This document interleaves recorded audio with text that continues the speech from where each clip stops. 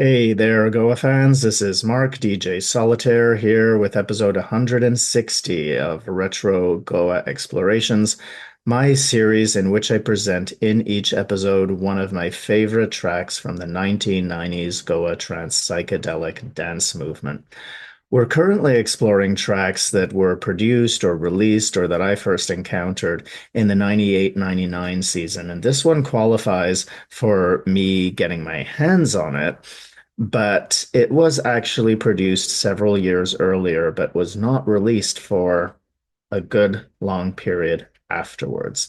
And this was the case with the DAT trading networks. What came to you could be quite random. It wasn't necessarily just the latest and greatest. And sometimes, you'd be in a session and you'd see this title that really appeals to you, and things had not presented themselves to you earlier, and just depends who you met when.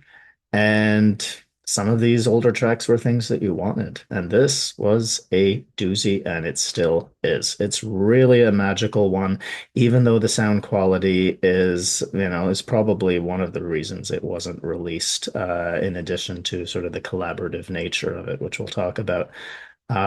This is a track by Graham Wood of the Infinity Project and Serge Souque of Total Eclipse. And it's a track they produced in 1995 that only circulated on DAT, only to be released on a charity compilation, Mind Rewind, on the DAT label, in 2011. And this is called The Full Monty. Now, I've got some notes that Graham provided at the time that we released this that gives a little bit of background. So I'm just going to pull that up, put on the Goa Professor glasses. The track was made around 1995 at a time when Graham had just set up a studio at his friend's house. Graham says we would just sit around and I would mix tracks live on the 24 track mixing desk. This is something, again, that a lot of artists did. Simon Posford was always brilliant at this, and this is what made his live sets so engaging, because there was this, everything was different every time, and it just had this real sensibility around this. And Graham was the same. I was having so much fun with it all back then. Important consideration. Serge was one of my good friends in the scene who I'd met back in Goa, and he was in town playing at one of the early tip parties when we made this track. Some of the equipment used includes a Nord lead, a Juno, an SPX90 delay, a 101, 303, and 909, a Sony D7 effects unit, a deep bass 9, an early Roland sampler, the S760, which allows for a whole 7 seconds, and a Korg MS-10. We did about 9 mixes of this track, all of them live run-throughs on the 24-track mixing desk. So at least 3 different mixes that I know of circulated on DAT in the 90s, and one of them, as the notes here say, it was long as 15 minutes. The one we're listening to today is 12 minutes and 10 seconds. Still pretty long. But all of them regrettably distorted. This is one of the sad issues, and one of the reasons why the track was not, widely commercially released, as the sound quality is not there for it. But it's got this, we'll see, you'll hear musically, this is just top level. Steph Holwick of Total Eclipse remembers being present while the track was being made. So it's likely Total Eclipse were in town for the party and convened in the house with the studio, but the track is one that Serge did with Graham. And so it was Serge doing that, and everybody else was around. And wow, this is dark, broody stuff. And you listen to Graham's solo stuff and his other collaborative work, and it is very clear that what he was bringing to the Infinity Project with his tracks. Very dark, broody, mysterious, atmospheric sounds. Incredible storytelling. And Serge, of course, I mean, a peerless musician in the scene, incredible DJ, phenomenal producer. We heard also that track Particles a little while ago, which he had produced in about 4 hours on his own. I mean, absolutely phenomenal. So you get these two great musical minds together and having fun, which is something that Graham talking about there. I think it's not just the having fun. I think it's the inspiration and it's the immersion in the magic of this music and the creativity and the spontaneity. And that's one of the things that those live mixes really provided, right? Where they've got all of these stems and they're, creating the storyline and the structure in the moment. And I mean, it's just absolute magic what can come about when all of the right factors are there. And so, it's interesting that we're in a time where, the focus is on production. And when we use the term production, we're not talking about producing music. We're talking about the technical sound quality. Now, I can tell you the same thing is going on in the classical scene. People talk about the recorded sound of of a recording that's made. People talk about somebody's technique, meaning precision and accuracy and speed, as opposed to musical expressiveness. And so, the same factors are playing out. Now, of course, we want decent sound quality. We want good sound quality. Of course, unfortunately, it's a little bit lacking in this particular track. And I think this is an absolutely essential um, part of anybody's collection and a flavor of some of the magic that was happening back then. It's a real taste of that. I think it's absolutely tangible, palpable, audible. Um, I remember getting this in the 98-99 season. I remember in late 98 when the Return to the Source crew were in town and we ended up at this after party. And I remember being with Mark Allen when Jaime, DJ, was playing. He put this in his mix. And I remember it coming up in conversation with Mark, where it's a shame about the sound quality because wow, what a track. It's just a magical one. So it was around that time that I remember getting it. And I remember just going on this journey with this track, just being like, what is this magic? Well, you're going to find out because we're about to listen to this incredible, incredible track. The full Monty, by the way, means like the full deal, the whole deal. There was a movie that came out about this. I think it was about male strippers because, the full Monty means, showing everything. But the real meaning of the full Monty is like the real deal. Nothing, the whole package. And for me, other than the sound quality, artistically, musically, atmospherically, psychedelically, on every level, this track really is the full Monty. So here we go. Masterful creation by Graham Wood and Serge Souque, the full Monty. Notice that atmospheric, mysterious opening. And then listen to this eerie bass line coming in. I mean, when bass lines were so creative and they really carried this incredible flavor. There's this something mysterious, something wicked this way comes. Very, very tip sound, isn't it? Very Graham. It's not all of these elements, how they work together.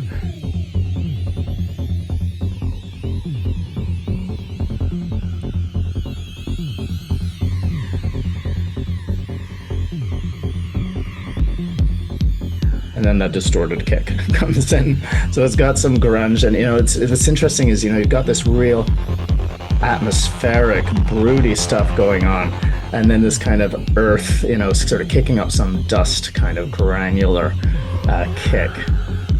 And these fascinating riffs that are all super, pretty dark, but the dark is more about that underground and that hidden and mysterious kind of quality as opposed to just, absence of light. It's not that at all.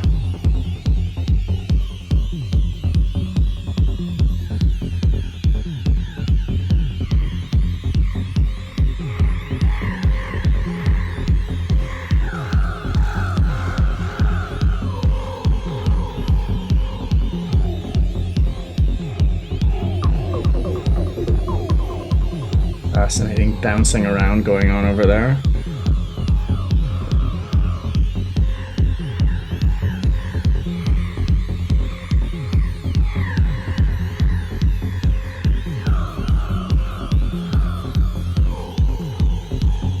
more granular stuff.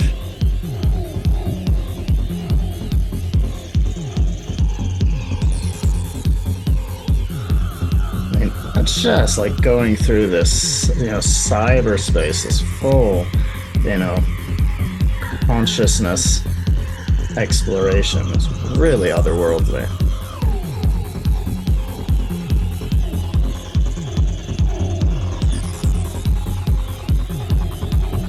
Right, and you just lose track of how long you've been in this hypnotic loop.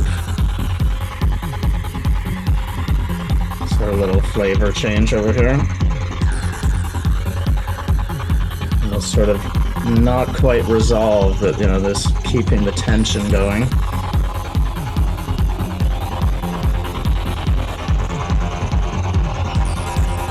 That real gnarly stuff, and then those delightfully distorted hi-hats coming in. Some real bouncy elements over there.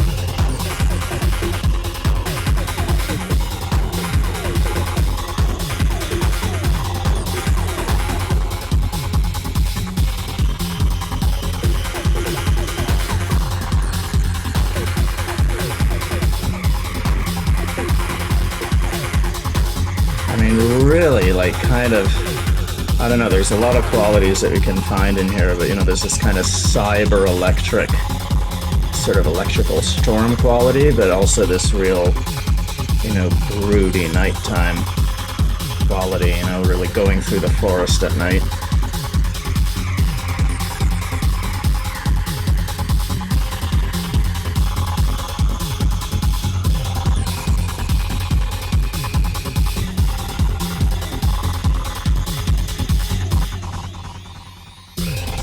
So that's one of those little breaks that can easily come during a live set, and yet it still works as, really organically as a kind of pause and then restarting the proceedings.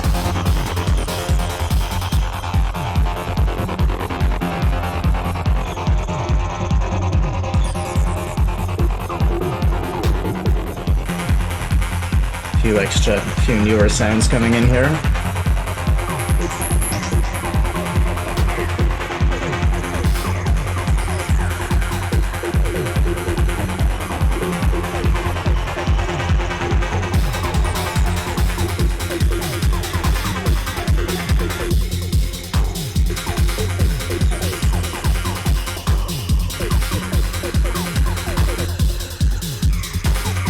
Upper frequencies open up now with some of these hi-hats dancing around and some of these other sounds.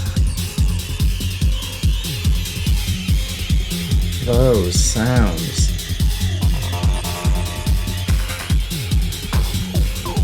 I mean, all sounds organic, doesn't it? Even though you can tell some of the same sounds are just coming in and out. It's this incredibly organic interplay.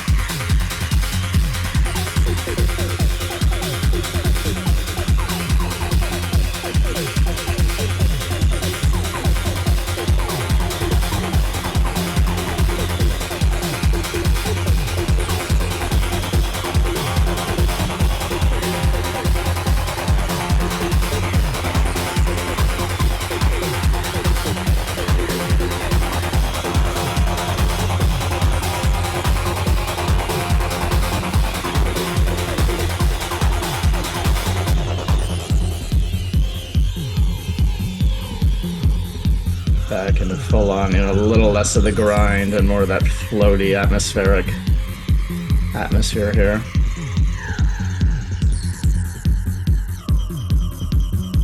Just all of the sounds just dancing together. It's incredible. Notice this little rhythmic piece going on there.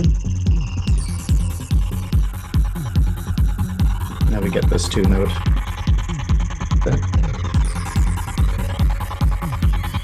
This adds a lot of tension, along with those whooshes coming in now.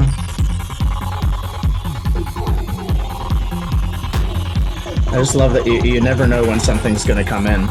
And it's just sort of, on the dance floor, you'll just get really responsive to the real-time spontaneity that's going on as they were recording it.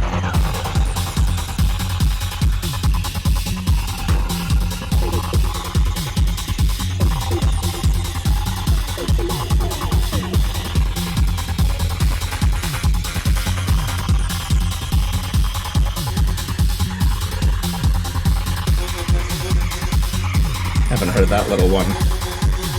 Very key riff. Haven't heard that in a while.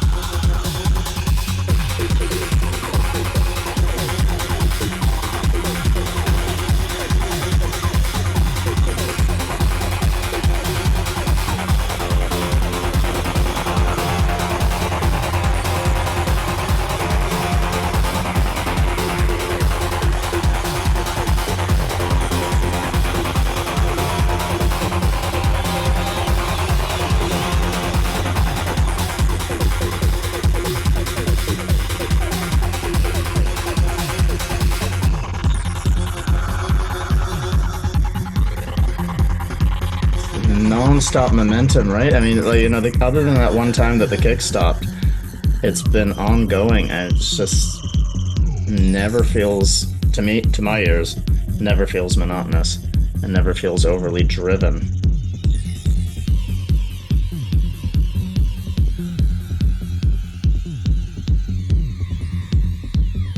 One little kick shift there, a little bit of tension.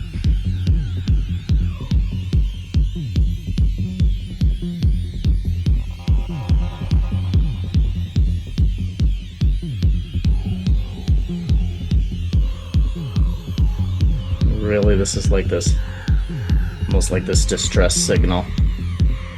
That sort of concept I've talked about several times before. And now, just notice how this one is fading in, just progressively getting louder.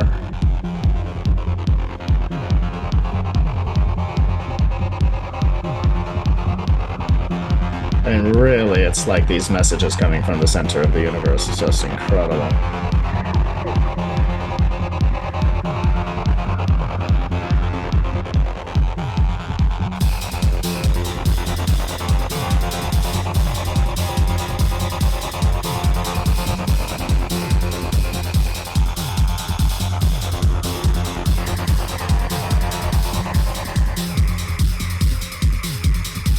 Back to that distress signal and those atmospheric noises.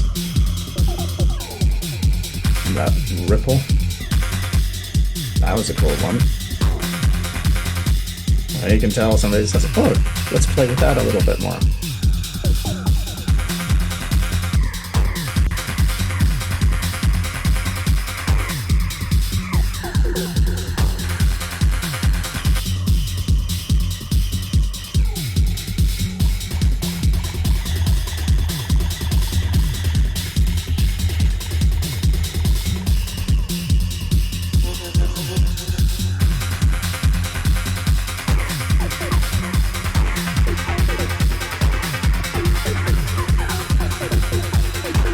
Now there's this whole other little section or chapter of the storyline with these sounds interacting.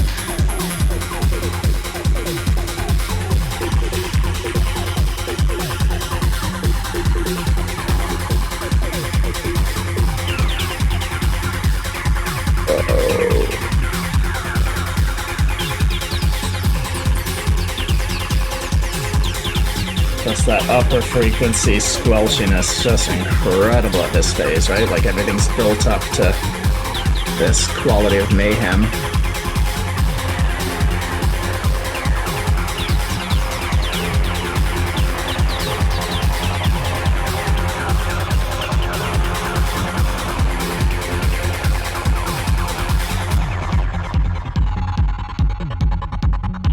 And then that two-note pattern.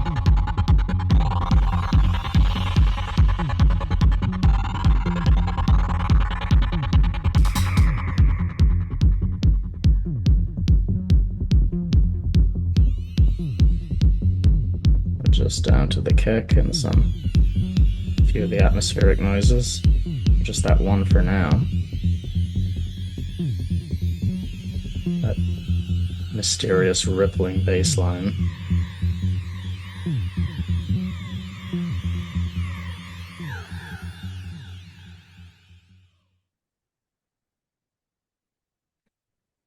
I mean, you can imagine what it was like when I got this on DAT, and I was just like, what on earth is this? And so, this is one of those things that, wasn't released, I'm sure, because of the sound quality, musically it's just peerless. And it's one of those treasures that I think I think some of the greatest things in life can never really be fully public. And again, I know this in the classical scene, right? There are sometimes bootleg recordings of concerts that, capture an artist far better than their official recordings. And the sound quality is just such that, it circulates amongst the underground. And that's the magic. And, I think it's one of the things that our scene is kind of facing right now, where what's big and what's visible and what's public isn't always the thing. And, the smaller underground, and it's, things can be small and underground and still not be great. That's not the point. But there's sometimes, things that are a little bit more, less overt, less out there, can capture uh, some energy that's not as noticeable, more upfront, more out there. And of course, it's not always the case. Sometimes, there's incredible stuff on a bigger scale. So it's not dualistic. It's not this or that. But I think it's important to recognize that, not everything that's known or seen or heard is it. And this track for me, when I got it, I was just like, it was like this glimpse into another world, which I think is something we've all experienced in this scene. Having these experiences and hearing this music that just seemed to be coming from some, another planet, another dimension, another sort of reality, and piercing through ours and, the whole facade of, you know, what it is that we see as ordinary.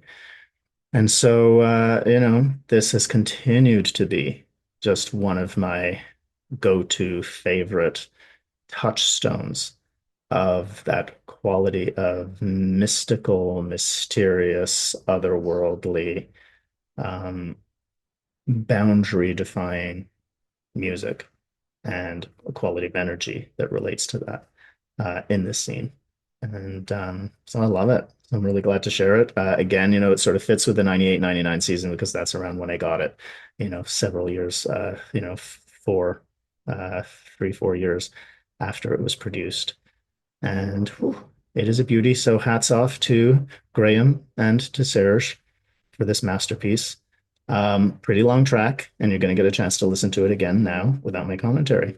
As I sign off, I'm Mark DJ Solitaire, wrapping up episode 160 of Retro Goa Explorations and leaving you now with the monster, magical, musical masterpiece by Graham and Serge, the full Monty.